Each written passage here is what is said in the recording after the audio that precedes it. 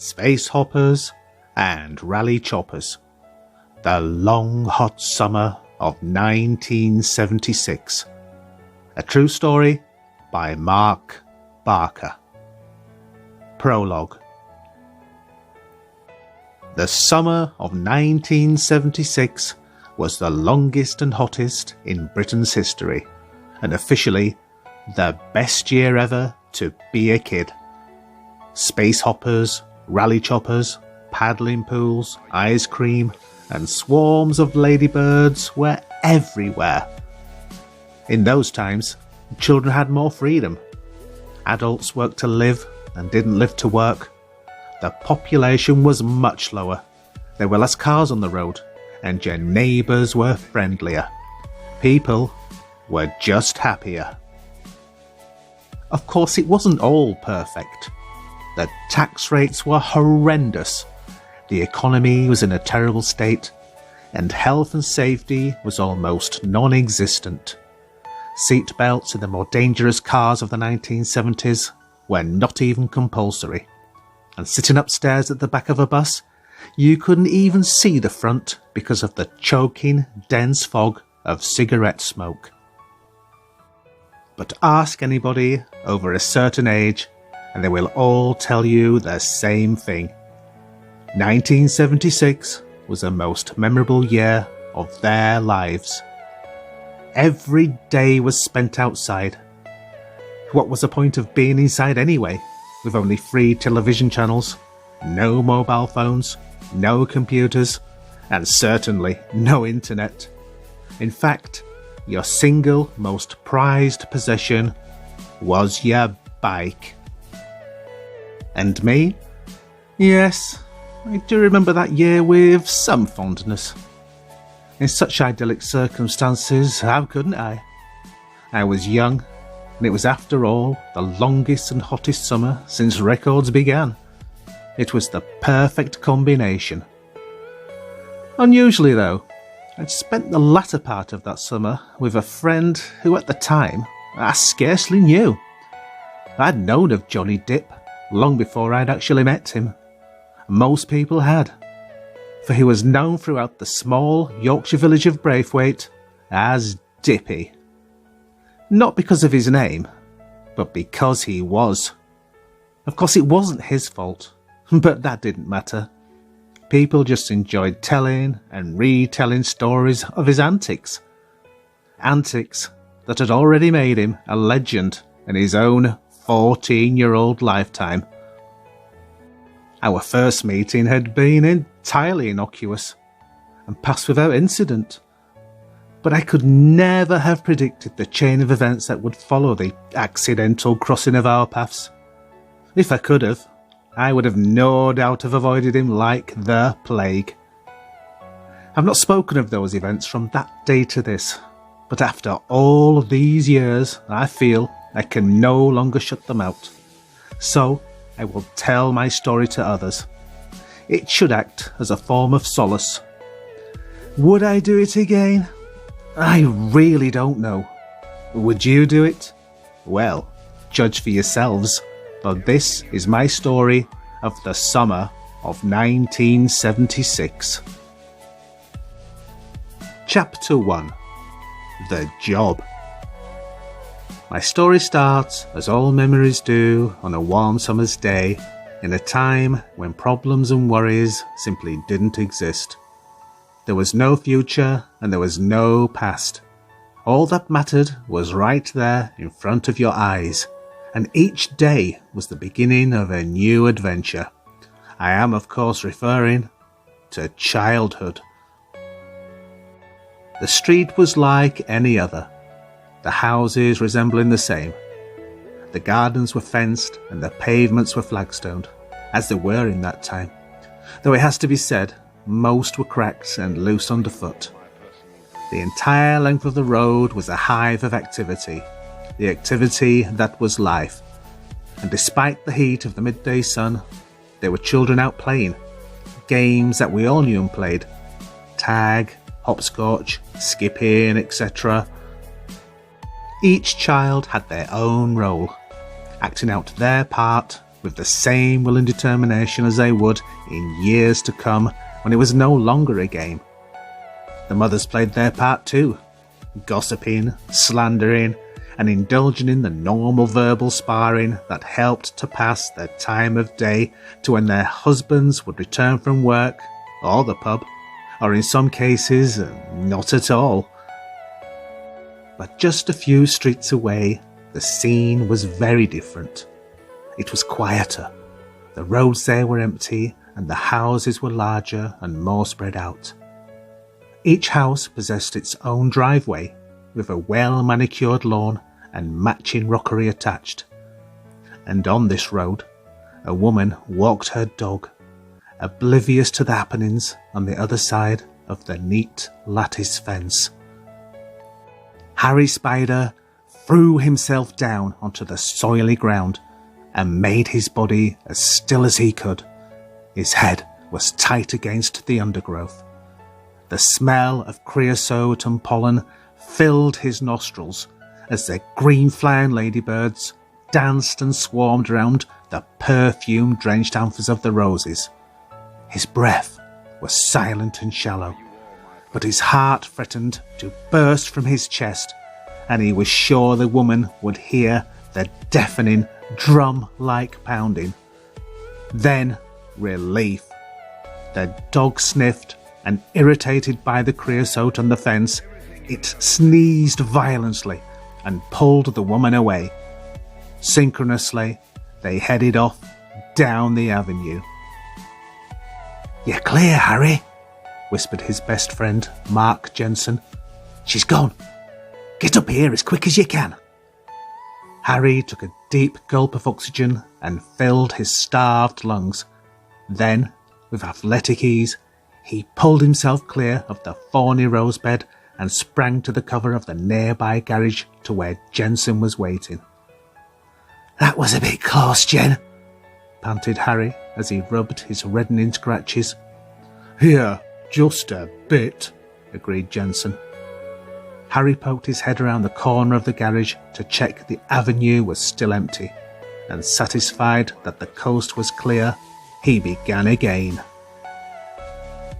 Quick, skillful fingers tore strips of sticky tape from the roll and placed them vertically down the garage window.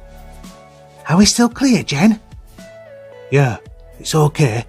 I'd tell you if it wasn't, so carry on," whispered Jensen. Harry lightly tapped on the taped window with a stone borrowed from the ornamental rock garden. A muted crack, and it broke. He then stripped the window of its glass and placed it neatly on the ground at his feet. "Right, we're in, Jen." And with that, Harry shuffled his lean body through the now opened window and entered the garage. Jensen quickly followed. Inside, it was dank, musty, and eerily silent.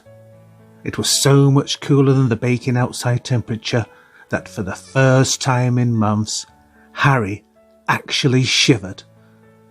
It took a few seconds for their eyes to adjust to the dark, but when they did, they looked around. It was like stepping back in time. Most of the equipment in the garage looked at least 40 years old, and Harry imagined the owner to be in his retirement years, spending most of his time pottering around, probably just for something to do. But now was not the time for such thoughts, so they squinted their eyes in the dull light and found their booty. And then, with the exactness of days of pre-planning, Harry made straight for the garage door lock. He flipped the Yale open as Jensen wheeled the two old racing cycles towards him. It was going like clockwork. "I'll take this one, Harry." "All right, Jen. Whichever." The indifference of the response puzzled Jensen. He'd known Harry all of his life, so he glanced at him in the half-light to read his expression. Harry noticed and was immediately annoyed. "Come on, Jen. Let's just get on with it, eh?" he snapped. "Yeah, go on then. I'm ready when you are, Harry," replied Jensen. And so they mounted their newly acquired iron steeds and returned to the task in hand. This was it, the riskiest part, the getaway. The adrenaline kicked in as Harry counted them down. Ready? 3, 2, 1, let's go! A rapid swing of Jensen's left arm threw the door wide open, and sunshine and light flooded the garage, giving it instant brightness and colour. A quick kick on each pedal and they were out in the open air. They slid down the driveway and veered into the road. The severe movement jolted Harry's bike and dislodged the pump, and it catapulted across the tarmac, spun and clattered to the opposite curb. Harry squeezed his brake lever and jammed the rear wheel, leaving a heavy rubber scar on the sun-baked road. "Leave it, Harry!" ordered Jensen. Harry obeyed immediately and pushed down hard on the pedals again. The breeze created parted his dark, shoulder-length hair as his acceleration brought him up to speed alongside Jensen. The air rushed past his body and cooled his sunburnt shoulders, and as they sped out of the estate and into the countryside, he felt exhilarated with relief that they'd gotten away with it again. They left the road as soon as they could and headed over the grassy fields to the quiet and isolation of a ruined barn, where they knew that they would not be found. A quick shove on the heavy wooden barn door and it creaked, then groaned as it opened inwards, just enough for the boys and their bikes to squeeze in. Another shove in the opposite direction and the door slammed shut behind them and wrapped them in secret darkness. Jensen groped inside his pocket for a box of matches and struck one. A smell of smoke and sulphur filled the air, so much so that it stung the boy's nostrils. He lit a candle and picked out Harry's yellowed face from the flickering shadows. "That was easy, eh, Harry?" "Yeah, a breeze, Jen," answered Harry reluctantly. "What's up with you?" asked Jensen, immediately picking up on Harry's indifference. Harry thought for a moment, but dismissed the feeling. "Oh, nothing. It doesn't matter. Anyway, come on, let's get on with it. We ain't got all bloody day, have we?" Jensen shook his head, but left it for now. He was still on a high, and nothing was going to spoil it. He pulled a small, bright red transistor radio from his cut-down jeans pocket and switched it on. The latest sounds of 1976 blasted out. "Oi, oi, oi, oi, oi! Turn it down, will ya?" wailed Harry. "We don't want the whole world and his mother knowing what we're up to, do we?" "Don't panic, Captain Mannering," laughed Jensen, alluding to the popular television series Dad's Army. "There's nothing around here but sheep, young Harry." "Young Harry? You're only a few months older than me, Jensen." "Yeah, but those few months make all the difference. You'll see when you get to 14. "All right, Jen. Whatever you say, big man." "Aye, don't you forget it, young Harry." "How could I ever?" sighed Harry. "Come on, cheer up and get with a beat, man." "Woohoo! I love this one," gushed Jensen, as Queen's "You're the Best Friend That I Ever Have" started, and he sang along completely out of tune and pointed at Harry as he did. "Oh, you're the best friend that I've ever had. I'll be with you such a long time." Harry was a bit embarrassed and tried to ignore him, but Jensen, undeterred, wiggled and jiggled as he uncovered a pre-placed set of rusty spanners from the straw-covered floor. They both set about stripping the bikes of the parts they needed to fix up their own dilapidated rides, and less than an hour, the job was complete, and Jensen peered through a hole in the barn door. "Rightio, we're clear. Let's make like a tree and leave." He leant on the wobbly barn door to open it. The draught blew out the candle, drawing thick blue smoke into the air. The aroma of melted candle wax filled their nostrils. "Do you smell that, Harry?" "Yeah, I do, Jen." "It's a sweet smell of success," beamed Jensen. "I thought it was a candle wax," replied Harry flatly. "Well, yeah, that as well." They shuffled out of the barn on the part-stripped bikes, climbed aboard them, and set off rolling down the bumpy, unmade-up road which took them to the edge of a disused quarry.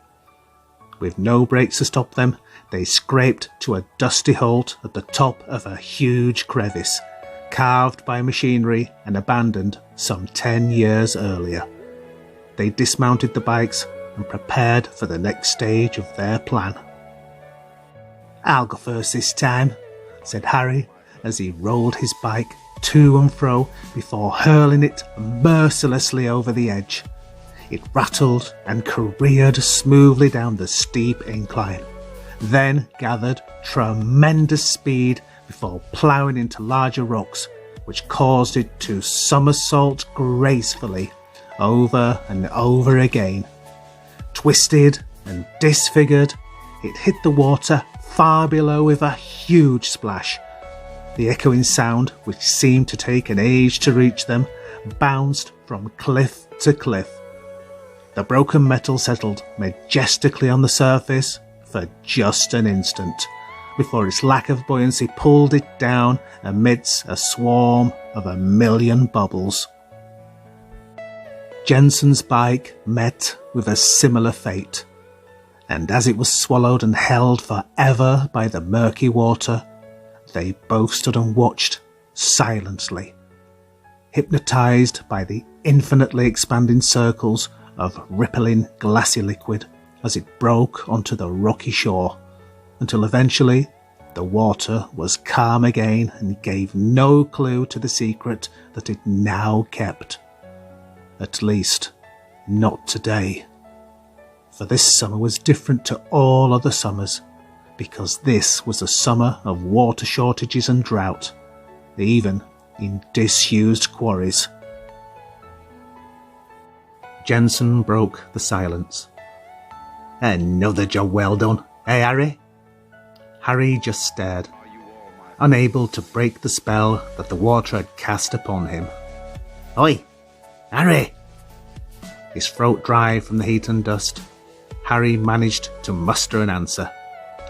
"Yeah, another one done, Jen." But then he thought, how many more can we do? It just seems to be too much of a risk, and for what? A couple of bike parts?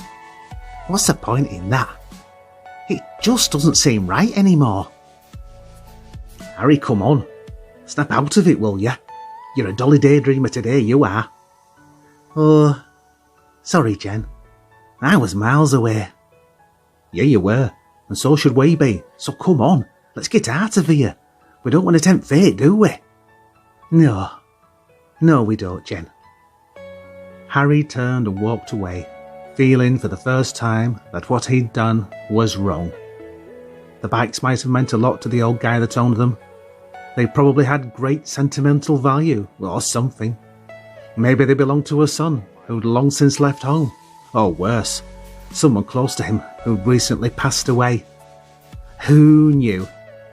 But not wanting to spoil Jensen's moment of glory, he dismissed all those uneasy thoughts and smiled through his teeth. Hot and worn out, they headed down the sun-baked and cracked old quarry road and made their way back to civilization, where something very strange was happening with a certain Johnny Depp.